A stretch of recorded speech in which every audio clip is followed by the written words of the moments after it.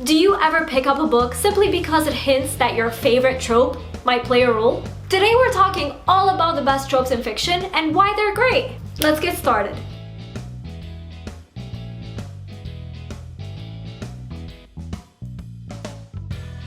When we think about one of the most popular novels in history, we find a little orphan boy with a grand power. Can you guess who I'm talking about?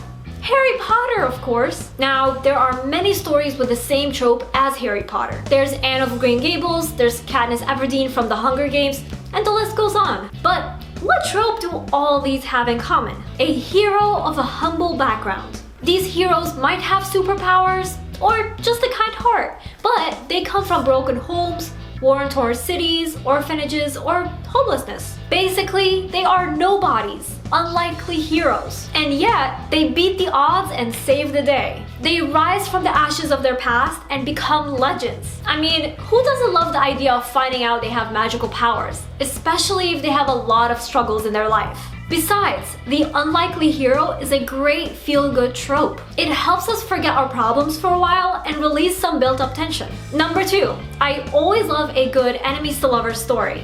This story is exciting and full of conflict and tension. And honestly, when I see a book with this trope, I immediately snatch it up. My recent favorite series with this trope is The Folk of the Air by Holly Black. The main character starts out hating the prince, but as the story goes on, can you guess what happens? They become lovers. Now, I'm not talking about abusive relationships, because that is not a good trope at all. I do not find abuse romantic in real life or fiction. Enemies to lovers simply means that they can't stand each other at first and slowly start getting to know one another. Either that, or they've always had feelings for each other and have been hiding and denying them. Another novel that pulls off this trope really well is Jane Austen's Pride and Prejudice. You know, Mr. Darcy and Elizabeth. And in the end, their hatred for each other was just a misunderstanding. Hello. Number 3, another fun trope is the new powers awaken in the hero. This could be powers different from existing powers or just fresh ones. For example, in my novel Divinity Falling, Addie, one of my 2 main characters, has the power to sell human souls. Fun, I know. And she has the power to open the gateway to hell. She's set for life, am I right? Before she discovered these powers, she was just an average human with no supernatural abilities.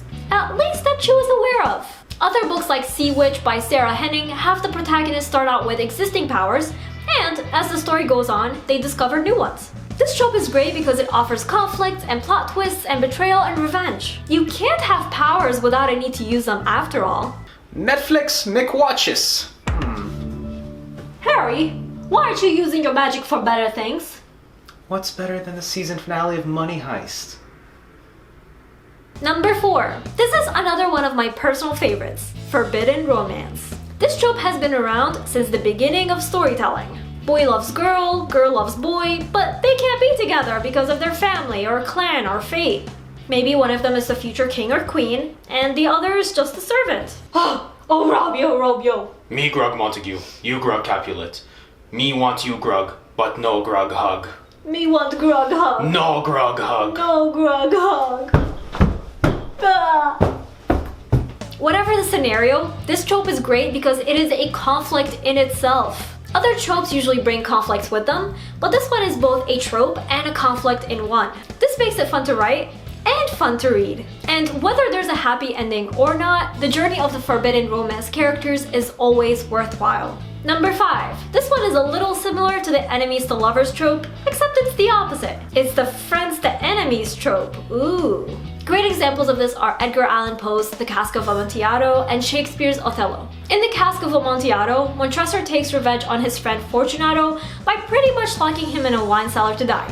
Kinda fun, pretty rude. Scholars have debated on the motives behind Montresor's murder, and while there are many possible motives, one that stands out to me the most is that Montresor was simply irritated by Fortunato's fortunes and his personality. And basically, Montresor uses his friendship with Fortunato to lure him into the wine cellar. And in Othello, it is Othello's friend Iago that stabs him in the back because he believes that Othello's having an affair with Emilia. This trope is always suspenseful. Oftentimes we know what's coming, but sometimes we fall for the kindness of a character and witness them stab our protagonist in the back. This means plot twists and revenge and so much rage. Because I don't know about you, but I would be furious if someone close stabbed me in the back. It's the worst kind of stabbing because we care for those people. Number 6, the villain's perspective. This trope is a lot of fun. This can be an entire book told from a famous villain's perspective, like Sea Witch by Sarah Henning, or it can be a chapter or a scene in a book that depicts the villain's perspective. This trope dives into the villain's motives and backstory and just gives us the full picture of both sides. And who knows, maybe the protagonist is the true villain. Number 7, a redemption arc trope. You know the villain is a terrible person, but then a tiny bit of humanity creeps in. We see them struggle with doing the right thing, and then we watch them turn themselves around and help the good guys. I love seeing a villain become good. There's something so heartwarming about it. It's like there's still hope for humanity. So those are the top 7 tropes in fiction. What are some of your favorite tropes and what books did you find them in? Let me know in the comments. And before we go, I just want to give a quick shout out to Sarah Frayne for my shout outs here over on Patreon, as well as all my other pages. Thank you all for your support. And don't forget to follow me on social media as I tend to post updates over there before here. And remember, Nour for president!